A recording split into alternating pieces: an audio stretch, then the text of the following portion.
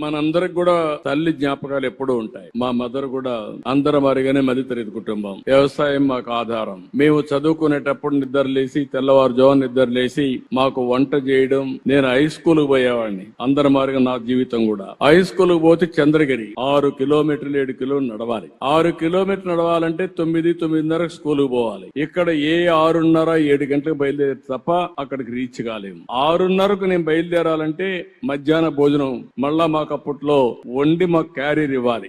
అప్పుడు పొట్లాలు కూడా కట్టేవాళ్ళం. క్యారియర్ తీసుకుపోవాలని మళ్ళా తీసుకురావాలి కాబట్టి ఈ మారిగా పొట్లాలు ఇప్పుడు చేస్తున్న ప్యాకెట్ చేసి ఇచ్చేసేవాళ్ళు. దాన్ని పుస్తకాలతో పెట్టుకుని బ్యాగ్ లో పెట్టుకుని వెళ్ళేవాళ్ళం. అంటే 5 గంటలకు నిద్ర లేసి 4 గంటలకు నిద్ర లేసి వంట చేసి మాకు స్నానాలు చేపించి స్కూల్ కు పంపించేది. అక్కడి నుంచి ఓసారి ఆలోచించేవాడిని, ఎవరన్నా గెస్ట్ వచ్చినా బంధువులు వచ్చినా నేను రాజకీయాల్లో గెస్ట్లు వచ్చినా వంట చేసేవాడు. ఆ వంట చేసినప్పుడు ఆ వంట గదికి పోయి వస్తే బయట వస్తే కళ్ళంతా నీళ్లు కనపడేటివి. అంటే ఆ పొగంతా వచ్చేది, కడుపులేకి పొగబోయేది, కళ్ళ నీళ్లు వచ్చేటివి. అది చూసిన తర్వాత నాకు అనిపించింది, ముఖ్యమంత్రి అయిన తర్వాత నా తల్లి పడిన కష్టాలు ఏ ఆడబిడ్డ పడకూడదనే ఉద్దేశంతోనే దీపం ద్వారా వంట గ్యాస్ సిలిండర్లు మీకు ఇచ్చాను. దేశంలో ఎవరికి ఆలోచన రాలేదు. మా తల్లి కష్టాలు చూశాను. అందుకే నా ఆడబిడ్డలు అవస్థ పడకూడదనే ఉద్దేశంతో 95-97లోనే ఆడబిడ్డలందరికీ గ్యాస్ సిలిండర్లు ఇచ్చాను. ఇప్పుడు మళ్లీ కొంతమంది రేట్లు పెరిగాయని